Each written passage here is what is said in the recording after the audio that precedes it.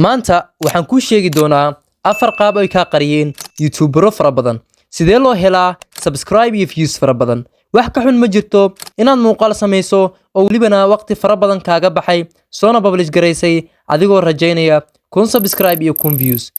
inaad isla markiiba heli doonto laakiin muuqaalkii wuxuu helay 0 views iyo 0 subscribers iyadoo muuqaalkaasi uu yaalo 1 week iyo wax ka badanba wax ka xunna ma jirto laakiin YouTuber kasta uu soo maray arrintan oo ma ahan mid ugu baaho adiga kugu bilaabanayso laakiin muuqaaladoodii ugu horeeyay waxay heleen 0 views iyo 0 subscribers waxa kaliya ee ay sameeyeen waa inay joogteeyeen dadaal fara badan ay ku bixiyeen walibana muuqaalo quality leh ay soo galiyeen maanta muuqaalkan ayaan kugu tusi doonaa nala joog ilaa dhamaadka muuqaalka waad la yaabi doontaa qaabka iyo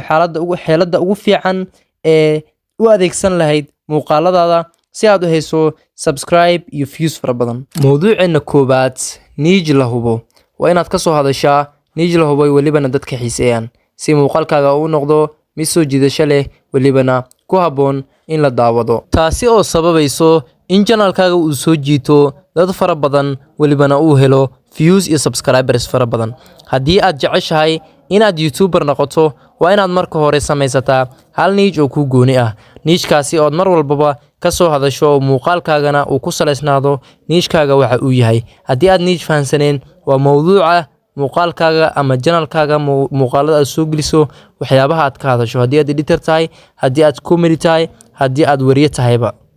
marka intaasi haddii aan isla fahanno macnaha niche-ku waa intaas keena labaad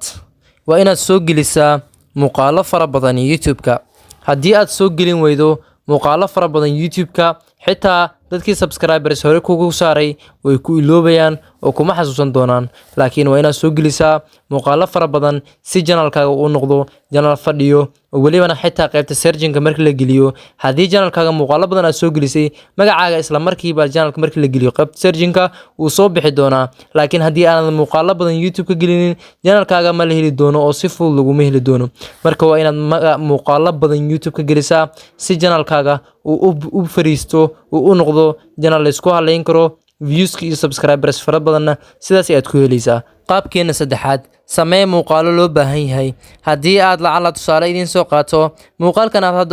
hadda daawanaysaan waxaad ka dhaxasheen YouTube-ka kabacdina waad ku dhufatay oo waad daawanaysaa waana muuqaal aad u baahnayd sidaas oo kale samee muuqaal loo baahan yahay views iyo subscribers fara badanna waad ku helaysaa maxaa yeelay haddii aad mar walba soo geliso muuqaalo loo baahan yahay dadku way xiiseyn doonaan oo way jecel yihiin muuqaalada loo baahan yahay wayna raadin doonaan channelkaaga oo sidaasi ayaa waxaad ku helaysaa views iyo subscribers fara badan qaabkeena afaraad ahna qaabka ugu dambeeyo ku soo celi muuqaalada loo baahan yahay haddii aad mar soo gelisay muuqaalo fara badan YouTube-ka oo aad ka heshay daawasho fara badan muuqaaladaasi waxay noqdeen kuwo loo baahan yahay marka ku soo celi muuqaaladaas muuqaalo la mid ah sida haddii aan tusaale idin soo qaato waad aragteen YouTuberkan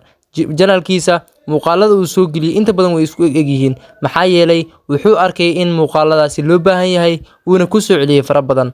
marka adigana midaasi oo kale samee muuqaalada loo baahan yahay haddii aad mar YouTube-ka soo gelisay oo views iyo subscribers aad ku heshay muuqaalkaas ku soo celi mar walbaba haddii aad intaas isla fahanay maanta muuqaalkeena intaas ayuu ku egyahay haddii aad jeceshahay muuqaalada noocan ah nagu soo biir channelkana subscribe inoo saar